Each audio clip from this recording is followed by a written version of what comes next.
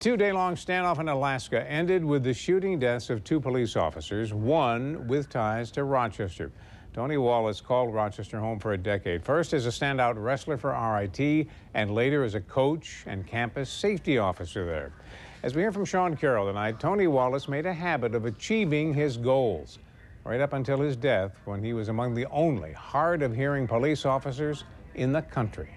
Tony Wallace is an RIT Hall of Famer. The three-time All-American went on to serve as assistant coach while also working as a campus safety officer. As a coach and him as a wrestler, I mean, he was just so focused on what he wanted to accomplish. I definitely want to say thank you to one individual. His name was Ashley Grillo. His friends knew of Wallace's focus, too. Tony was a very passionate person. I mean, he kind of wore his heart on his sleeve, and he did everything, full on. I mean, he just liked being on the mats and just wrestling. I don't really think he really cared if he got paid or not. It was just what he liked to do, and that was like his home. And he made RIT his home. He made Rochester his home. Following in his father's footsteps, Wallace dreamed of being a police officer. Years ago, we found him teaching officers how to interact with the deaf community.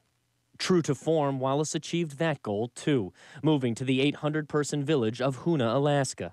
It was nice to see him, in a service position, doing things for other people, helping other people out. I think that's what he liked doing. On patrol with Wallace Saturday night was the person who followed his career the closest. My family, my friends, specifically my mother, not always been able to be there for me.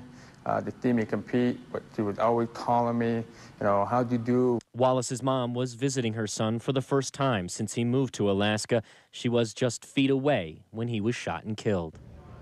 Wallace was born and raised in Ohio before moving here to Rochester. Authorities today arrested a 45-year-old man following this two-day standoff. John Marvin Jr. now faces 2 first-degree murder charges. The Associated Press now confirming that Marvin has had previous altercations with Wallace and the other Hoonah police officer he allegedly shot and killed. Don, some of those details just now coming out.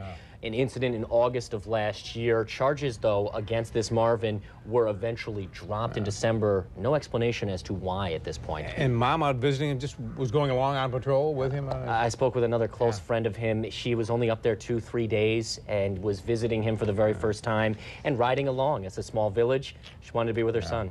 All right. Thank you, Sean.